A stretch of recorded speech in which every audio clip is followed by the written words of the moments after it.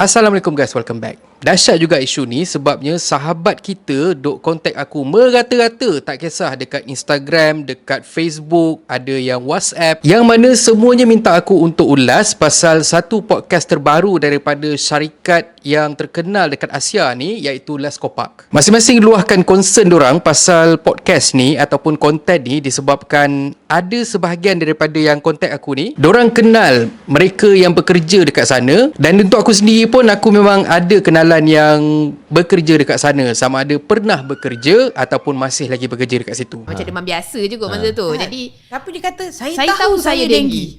Jadi kes-kes macam ni lah yang selalunya kita mempersoalkan kebijaksanaan seseorang tu. Di kisah dia, ada satu konten dekat Leskopak official channel dekat YouTube ni yang membincangkan tentang topik drama dekat set penggambaran, something macam tu lah. Kita tak perasan, kadang kru ramai hilang, memang tak tahu dia buat apa. Bila kita detect, macam ni lah alasan dia bagi. MC tak ada, tapi kata sakit lah, accident lah, apa, macam-macam. Tapi masalahnya awal-awal diorang start tu, diorang dah melompat masuk dekat dalam company diorang dan lebih banyak bercerita tentang staff-staff diorang berbanding dengan apa yang berlaku dekat set penggambaran. Rasanya kalau HR nak tambah lagi banyak lah. Sampai saya kena cakap, naik kan? Awak ingat nak naik berapa banyak? 10,000?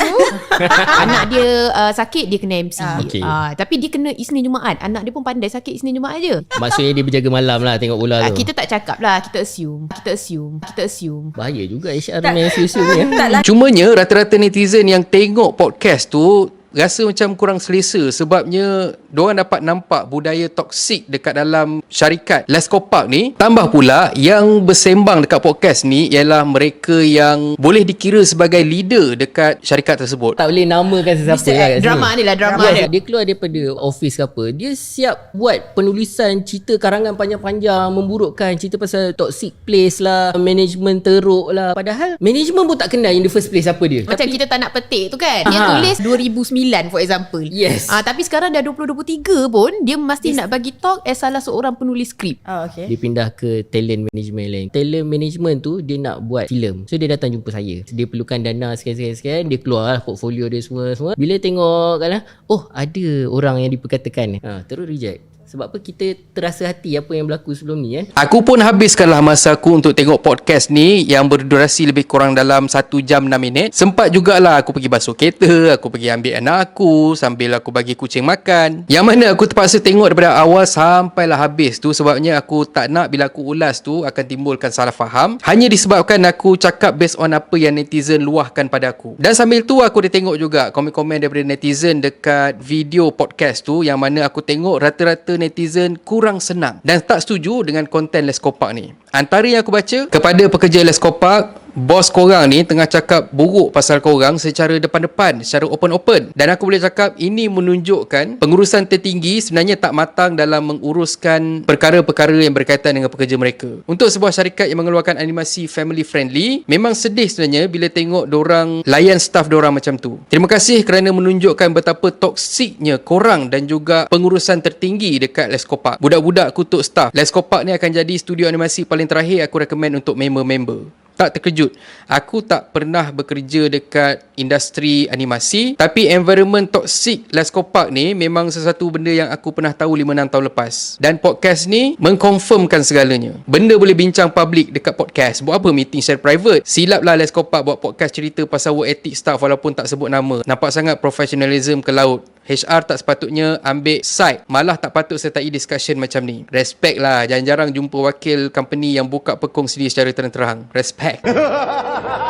Pandangan aku, podcast ni memang adalah yang make sense. Sebagai contoh macam gaji. Gaji memang PNC. Walaupun ada yang argue dekat dalam komen dekat podcast tu, tapi aku tetap setuju kita tak patut reveal gaji kita dekat staff ataupun dekat kawan-kawan sekerja kita. Benda tu bukan apa, untuk kita elakkan salah faham dan juga perasaan tak puas hati. Tambah pula orang kita ni banyak yang dengki. Gaji kawan lebih sikit je, tapi perasaan hasad dengki dia tu bertahun-tahun tak pergi-pergi. Pasal bonus pun sama. Aku setuju bila kata bonus tu hak company. Benda ni pun aku pernah cakap sebelum ni. Jangan fikir sangat pasal bonus. Kau dapat RM1 ke RM100 ke RM1000 ke, kau kena syukur. Yang penting kau jangan congak berapa bonus yang kau dapat. Sebabnya bila kau dapat bonus bonus tu, kau punya perasaan meluak-luak tak puas hati tu, macam aku pernah saksikan benda ni kat depan mata aku sendiri. Untuk aku sendiri, benarkan aku untuk meninggi diri. Alhamdulillah, aku tak pernah fikir pasal bonus bila aku bekerja dekat syarikat aku yang lama tu, dan secara tiba-tiba surprise-nya aku dapat sebiji rumah. Dan info tu tak ada konteks pun dengan apa yang aku nak cakap ni. Sombong amat. Tapi tak kisah betapa betul pun dorang dekat dalam podcast tu, pada aku podcast ni memang sepatutnya tak dibuat dan tak disiarkan dekat channel yang ada berbelas juta subscribers, terutamanya budak-budak. Kau pandai duk sembang PNC, rules and regulation, tapi tak pernah dibuat orang. Aku tengok lah kan, HR masuk dekat dalam podcast tu, lepas tu membawang pasal staff yang korang jaga. Masalahnya, kau pegang rahsia dan juga aib pekerja yang berjumpa dengan kau, ataupun kau berjumpa dengan pekerja tu, dan kau tak ada hak pun untuk kau kongsi dengan public walaupun kau tak bagi tahu siapa yang kau tengah cakap tu. Bukan setakat pekerja yang kau bawang tu, bekas pekerja yang masih lagi bekerja dekat Leskopak. Sekarang ni mesti dah hilang kepercayaan dekat korang, dan lepas ni good luck lah kau nak uruskan kerja kau dengan baik. Lepas ni, mark my word, kau akan dapat pekerja yang lebih bermuka-muka dan sangat-sangat reserve untuk kongsi masalah dengan kau. Dan kita boleh tengok podcast ni sendiri pun, daripada awal sampai nak ke hujung-hujung tu, semakin lama semakin personal, seolah-olah macam benda tu jadi sesi luahan perasaan top management yang tak berpuas hati dengan pekerja-pekerja diorang sendiri. And obviously, apa yang diorang cuba nak capai dekat dalam podcast ni dah lari dah daripada tujuan asal tu. Aku setuju dengan pendapat sebahagian daripada netizen dekat dalam ruangan komen. Podcast ni sebenarnya untuk serve ego podcaster je. Aku tak tahulah kalau kata ada drama dekat company Leskopak sebelum diorang decide untuk diorang come up dengan konten macam ni dekat YouTube channel official company. Tapi let's say lah, kalau kata dibiarkan lagi 2 jam, aku rasa confirm kita semua akan dapat agak siapa yang diorang tengah cakap tu. Sebabnya tengok tak, makin lama makin detail diorang beritahu siapa pekerja yang diorang tengah cakap. Dan aku rasa diorang sendiri pun sama jugalah, tak boleh move on dengan ex-staff yang pernah bekerja dengan diorang. Sebab walaupun pekerja tu dah keluar, tapi diorang masih lagi membawang pasal pekerja tu dan masih lagi masin dengan diorang. Kira samalah 2 kali 5, masing-masing sama-sama merindu. Dan ni aku nak cerita sikit lah. Kau dah cakap pasal staff lama yang duk sembang pasal kejayaan tahun 2009. Dan korang tak berapa setuju sebabnya sekarang ni dah 2023 dan Leskopak dah pun berkembang dengan berbelas musim untuk Upin Ipin. Dah ada beberapa filem, lepas tu dah ada beberapa produk yang lain. Tapi kalau korang tanya aku, korang bertahan sampai tahap sekarang ni pun disebabkan oleh familiar staff-staff lama yang pernah bekerja dekat Leskopak. Kalau kita tengok produk Leskopak yang lain yang diorang hasilkan selepas kejayaan Upin Ipin, contohnya macam apa, Puteri 5 Bersaudara, apa benda tak tu pada zaman dahulu, filem-filem dan sebagainya. Ada tak yang meletup kau-kau macam Upin Ipin? Korang jawab sendiri. Aku tengok even Upin Ipin pun setakat macam tu je. Daripada dulu sampai ke sekarang ni masih lagi dekat tarikan Melo tu. Melo ke Mawar entah.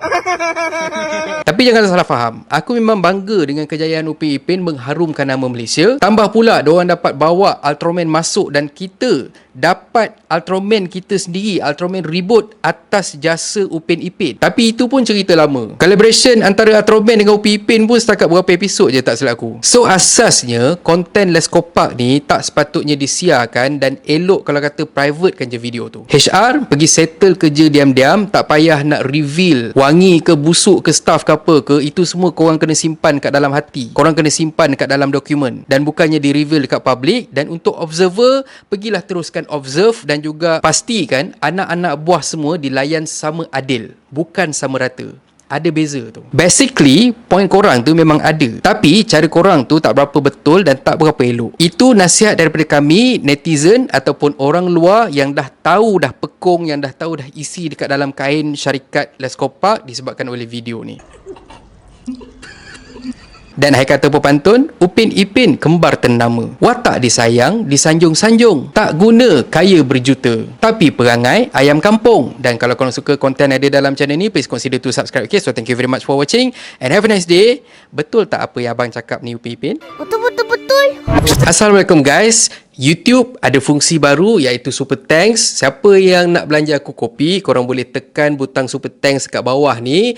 Korang belanja aku RM6 je. So kalau sesiapa yang nak belanja aku kopi, bolehlah tekan Super Thanks ya. Anyway, terima kasih sangat-sangat untuk sokongan korang. Assalamualaikum.